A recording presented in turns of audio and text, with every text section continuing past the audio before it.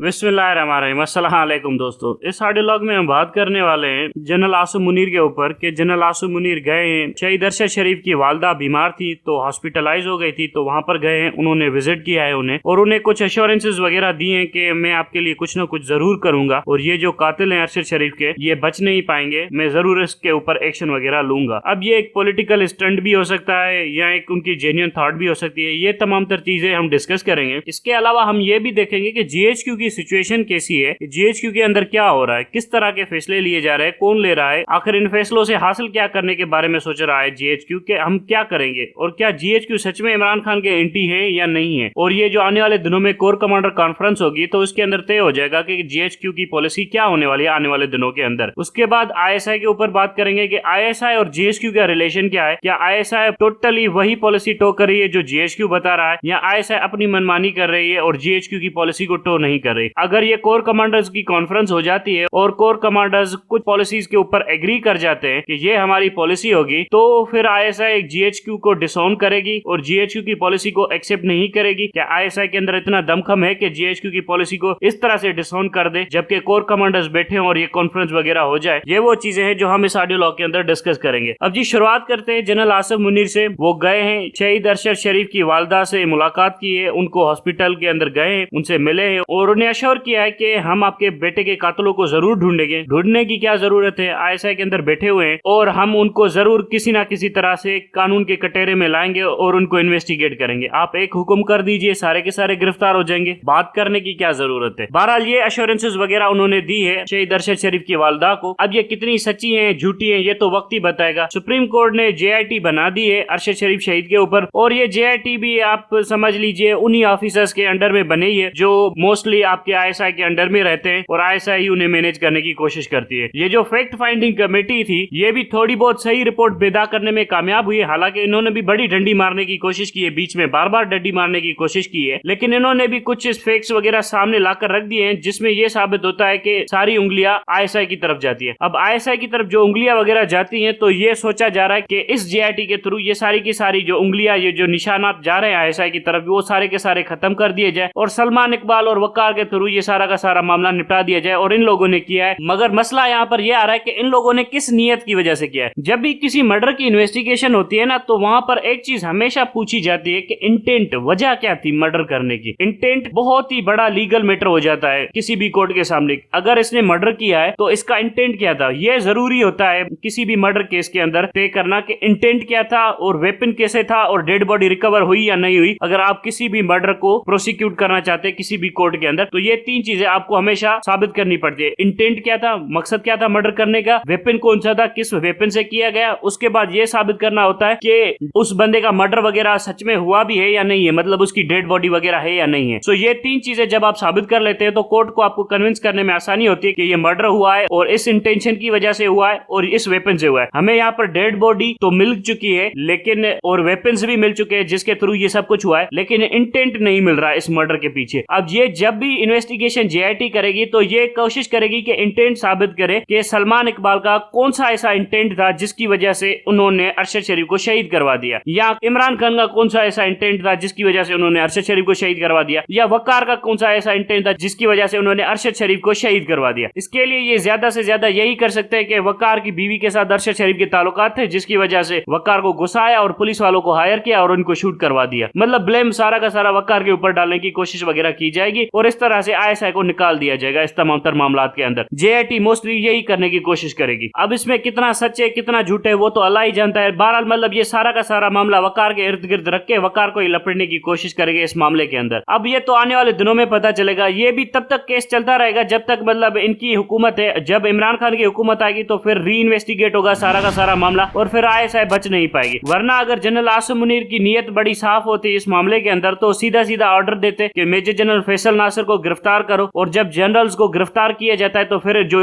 Army की inquiry होती है जीएचक्यू के अंदर होती है वो बड़ी सख्त इंक्वायरी होती है। वो उल्टा टांग के धोते हैं और ऐसा धोते हैं कि फिर बंदा वो सब के सब गुनाह कबूल करना शुरू कर देता है। तो उस तरह की इंक्वायरी अगर जनरल आसिम मुनीर करवा देते मेजर जनरल फैसल नासिर के ऊपर तो सारे के सारे पोल पदरे सब कुछ सामने आ जाता, लेकिन ये नीयत नहीं है उनकी। अब कुछ लोग कह रहे हैं कि उनकी कैपेसिटी वगैरह नहीं है, ये मैं डाउट करता हूँ कि कैपेसिटी वगैरह नहीं है। ये मैं फ्रेंकली स्पीकिंग डाउट करता हूँ कि आर्मी चीफ की कैपेसिटी नहीं है। सीजीएस आपका बंदा है, 10 कोर का बंदा आपका है, उसके बाद आपको थोड़ा बहुत ब्रिगेड लेवल के ऊपर रेजिस्टेंस वगैरह है, तो सिंपल सी चीज है, ब्रिगेड स्विच कर दीजिए। आप यहाँ की ब्रिगेड को या यहाँ की डिवीजन को ट्रांसफर कर दीजिए नॉर्थ में, और नॉर्थ की ब्रिगेड को या डिवीजन को यहाँ पर लेकर आइए। वो बैटल हार्डेंड होंगे, वो जंग का माहौल वगैरह देखे हुए ब्रिगेड होगी या डिवीजन होगी। वो जब यहाँ पर आकर बैठ जाएगी तो फिर देखते कि कौन कहाँ से हिलता है, फिर आके देखे कोई कोर कमांडर, फिर ये जो जनरल है गुजरावाला का जनरल आमिर, ये हमला करके देखे जीएचक्यू के ऊपर, लग पता जाएगा जब बैटल हार्डेंड कोर आकर बैठ जाती है। सो फिर भी ये कैपेसिटी से ज्यादा नियत का मसला है। अगर कैपेसिटी का मसला होता तो 2-3 दिनों के अंदर ये कैपेसिटी के इशू रिजोल्व हो सकते हैं। ये ज्यादा से ज्यादा नियत का मसला है। अब जनरल आसिफ मुनीर की नियत क्या है? कुछ लोग कह रहे हैं कि वो बड़े इंट्रोवर्ट हैं, बड़े शरीफ हैं, वो चीजों को ठीक करना चाहते हैं टू अ डिग्री। चलो हम उनको एक बेनिफिट ऑफ डाउट वगैरह दे देते हैं। मैंने पहले भी कहा था कि इनकी पॉलिसी ये होगी कि आने वाले 6 महीनों के अंदर इमरान खान को कुचला जा सके आईएसआई के थ्रू, बड़ा सॉफ्ट मैनर के अंदर, मतलब कोई दहशतगर्दी वगैरह ना हो, बस लीगल प्रोसिक्यूशन के थ्रू इमरान खान को कुचला जा सके। अगर इमरान खान कुचल जाता है तो बड़ी अच्छी बात होगी। अगर नहीं कुचला जाता इमरान खान तो हम ये करेंगे कि हम इमरान खान के सामने फेवरेबल सर्कमस्टेंसेस पैदा कर देंगे आने वाले 3 महीनों के बाद। उसके बाद हम इमरान खान को सपोर्ट करना शुरू कर देंगे, और जब इमरान खान को सपोर्ट करना शुरू करेंगे तो अल्टीमेटली हम कोई ना कोई निगोशिएटेड सेटलमेंट वगैरह इमरान खान से ले लेंगे जीएचक्यू के हवाले से, कि मतलब जीएचक्यू के ऊपर इमरान खान एक्शन वगैरह नहीं लेगा, जीएचक्यू को वहीं का वहीं रहने देगा। ये इस तरह की पॉलिसी भी हो सकती है, या ये पॉलिसी भी हो सकती है कि ये चाहते हैं कि हम खुद को न्यूट्रल वगैरह कर ले, हम खुद को इस माहौल से डिसएंगेज कर लें, जो वो एग्जैक्टली कर नहीं सकते, क्योंकि इस वक्त पाकिस्तान की सिचुएशन ऐसी है कि आप न्यूट्रल वगैरह होना अफोर्ड ही नहीं कर सकते, और न्यूट्रल होना भी चाहे तब भी आप नहीं हो सकते, क्योंकि जनरल बाजवा ने वो गन डाला हुआ है। बाकी रही बात ये जो लोग कह रहे हैं कि इनके खिलाफ कुछ लोग हैं जीएचक्यू के अंदर, ये ज्यादा मैटर नहीं करता। अगर एक आर्मी चीफ चाहे तो ओवर द नाइट एक पूरी की पूरी डिवीजन स्विच कर सकता है। आपने इस्लामाबाद के अंदर एक डिवीजन स्विच करनी है, विद इन 48 to 72 आवर्स वो सारी की सारी डिवीजन स्विच हो जाएगी। 72 घंटों के बाद सारा का सारा कंट्रोल इस्लामाबाद का और जीएचक्यू का आपके अंडर में होगा। एक नई डिवीजन बैठी होगी जिसके नए कमांडर्स होंगे और जो कि बड़े तगड़े कमांडर्स होंगे। सो आप ये सब कुछ कर सकते हैं, लेकिन मसला यह कि आपकी नीयत है या नहीं है। बार बार सवाल आपकी नीयत के ऊपर आता है। मैं तो सिंपल सी बात करूंगा, एनएलआई को ही बुला ले, नॉर्दर्न लाइट इन्फेंट्री को बुला ले, वो बड़े तगड़े लोग हैं, वो बड़े आराम से सारे के सारे माहौल को देख लेंगे, और एसएसजी की बटालियन 2-3 बुला ले, सारा का सारा काम आपके अंडर में हो जाएगा। फिर ये देखते हैं कि कौन सा जनरल इधर से उधर होने की कोशिश करता है। मसला यह है कि आपकी नीयत है ये सब कुछ करने की, नहीं है नीयत तो फिर आप ड्रामा ही करते रहेंगे। फिर 6 महीने भी ड्रामा चलता रहेगा जब तक इमरान खान के खिलाफ कोर्टे कुछ कार्रवाई वगैरह न कर ले। जब कोर्टे कार्रवाई करेंगी तो आप लोग कहेंगे कि यार ये तो कोर्टे वगैरह आजाद है। ये सारा का सारा ड्रामा है। मुझे जो लगता है कि ये 6 महीने चुपचाप करके बैठे रहेंगे, आईएसआई अपना काम डालता रहेगा। आईएसआई को इंस्ट्रक्शन ये होंगे कि आपने दहशतगर्दी वगैरह नहीं करनी है जो आप माजी में कर रहे हैं। बाकी आप कोर्ट के थ्रू, पॉलिटिकल इंजीनियरिंग के थ्रू जो कुछ करना चाहते हैं कर लीजिए। 6 महीनों के अंदर अगर आईएसआई दबाने में इमरान खान को नाकामयाब रही और आईएसआई कोई फ्रूटफुल रिजल्ट वगैरह हासिल करने में नाकामयाब रही, तो ये जनरल आसिफ मुनीर जाएंगे और इमरान खान के साथ कुछ ना कुछ निगोशिएशन वगैरह कर देंगे, जिसमें जीएचक्यू को सपोर्ट वगैरह मिल जाएगा। अब ये है जनरल आसिफ मुनीर की ओवरऑल स्ट्रेटेजी। और जब इमरान खान प्राइम मिनिस्टर वगैरह बन जाएंगे, और वो इंशाल्लाह अक्टूबर के अंदर बन जाएंगे, तब ये होगा कि जनरल आसिफ मुनीर को इमरान खान इंस्ट्रक्शन देंगे कि जनरल बाजवा को अरेस्ट करना है, इन जनरलों को अरेस्ट करना है। तब ये होगा कि ये सारे के सारे जनरलों को भगा देंगे और कहेंगे कि हम इनके खिलाफ इंटरनल इंक्वायरी वगैरह कर रहे हैं। अब वो इंटरनल इंक्वायरी कहां तक पहुंचती है ये भी हमें देखना होगा, क्योंकि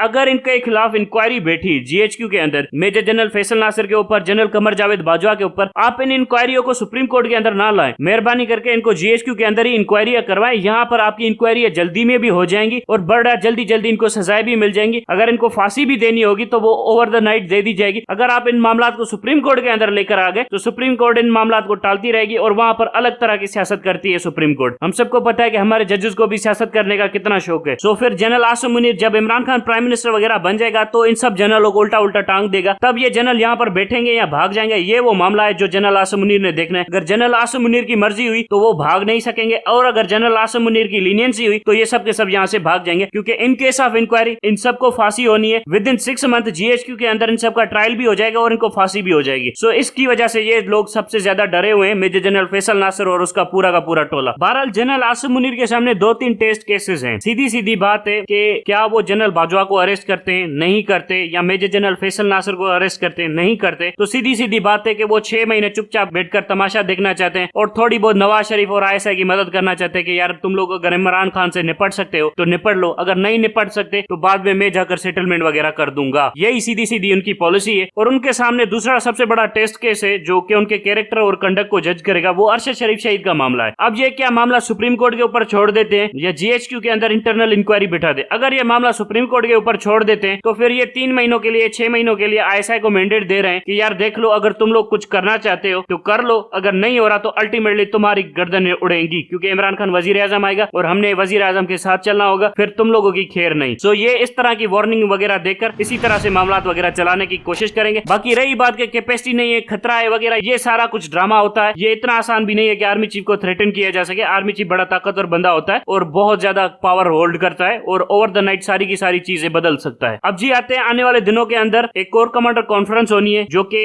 इरेगुलर कोर कमांडर कॉन्फ्रेंस होगी, जो कि इस आर्मी चीफ की पहली कोर कमांडर कॉन्फ्रेंस होगी। इसमें सारे कमांडर्स का मूड वगैरह जज किया जाएगा, सबसे रिपोर्ट्स वगैरह मांगी जा रही है, सारे फॉर्मेशंस की रिपोर्टें आने वाली है, बटालियंस की तकरीबन 400 के करीब बटालियन है, उन सब की रिपोर्टें वगैरह आएंगी, उन सब का ओपिनियन वगैरह लिया जाएगा कि आपका क्या राय है, हमने क्या करनी चाहिए, और एक कॉन्क्रीट एग्रीमेंट बनाने की कोशिश की जाएगी कि हमें क्या करना चाहिए और क्या हम कर रहे हैं। उसके अंदर तय होगा कि आपने कौन सा डायरेक्शन लेनी है, इन्वेस्टिगेशन करनी है अरशद शरीफ के मामले की या नहीं करनी है। उसके अंदर यह भी डिस्कस होगा कि इमरान खान को सपोर्ट करना है नहीं करना है, इमरान खान को डिस्क्वालीफाई करवाना है नहीं करवाना, ये तमाम तर चीजें डिस्कस होंगी। जो चीजें उसके अंदर डिस्कस नहीं होंगी कि इंडिया अफगानिस्तान के अंदर क्या कर रहा है, इंडिया का पावर क्यों बढ़ रहा है, इंडिया की अमेरिका के अंदर इन्फ्लुएंस क्या है, ये सारी की सारी चीजें नहीं होती है डिस्कस वहां पर सियासत ही डिस्कस होती है। सो उसके बाद जीएचक्यू के अंदर कुछ पॉलिसीज वगैरह बनाई जाएंगी, कुछ शॉर्ट टर्म पॉलिसीज बनाई जाएंगी और कुछ के ऊपर दोबारा से मीटिंग्स वगैरह बुलाई जाएंगी, और जो शॉर्ट टर्म पॉलिसी बनाई जाएंगी वो भेजी जाएंगी आईएसआई को। अगर आईएसआई उनको एग्री करता है या नहीं ये देखना होगा। मुझे नहीं लगता कि जब जीएचक्यू के अंदर कोर कमांडर्स बैठे हो और उन्होंने पॉलिसी बनाई हो तो आईएसआई के किसी जनरल में हिम्मत होगी कि उसके ऊपर एग्री ना करे। फिर सारे के सारे जनरल्स एग्री कर जाएंगे, और जब वो सारे के सारे जनरल्स एग्री कर जाएंगे फिर कोई कहीं भी नहीं जाएगा, सबके सब उसी पॉलिसी को टो करेंगे। ये वो कॉन्फ्रेंस होगी जो तय करेगी कि आने वाले दिनों में जनरल आसिम मुनीर की पॉलिसी क्या होगी, और इसमें आपको पता चल जाएगा कि इमरान खान का क्या होना है, इसमें आपको यह भी पता चल जाएगा कि अरशद शरीफ शहीद का केस का क्या होना है। ये वो कॉन्फ्रेंस है जो ज्यादा से ज्यादा इंपॉर्टेंट है। अब इस कॉन्फ्रेंस का इंतजार करते हैं कि ये कब होती है और इसके अंदर क्या पॉलिसी वगैरह ली जाती है। यहाँ पर majority of the core commanders decide करेंगे कि हमने कहां पर लेकर जाना है पाकिस्तान को। फ्रेंकली स्पीकिंग जनरल बाजवा ने बड़े ऑफिसर्स वगैरह प्रमोट किए हुए हैं, लेकिन कोर कमांडर कॉन्फ्रेंस की बात यह होती है कि कुछ बातें आर्मी चीफ मानता है और कुछ बातें आर्मी चीफ अपनी मनवाता है। ये आर्मी चीफ के कैलिबर के ऊपर डिपेंड करता है कि वो किस कैलिबर का बंदा है। अगर मोस्ट ऑफ द टाइम ऐसा भी होता है कि एक बहुत हाईली पावरफुल आर्मी चीफ भी होता है जो अपनी सारी की सारी बातें मनवा लेता है, लेकिन ऐसा भी होता है कि बहुत बार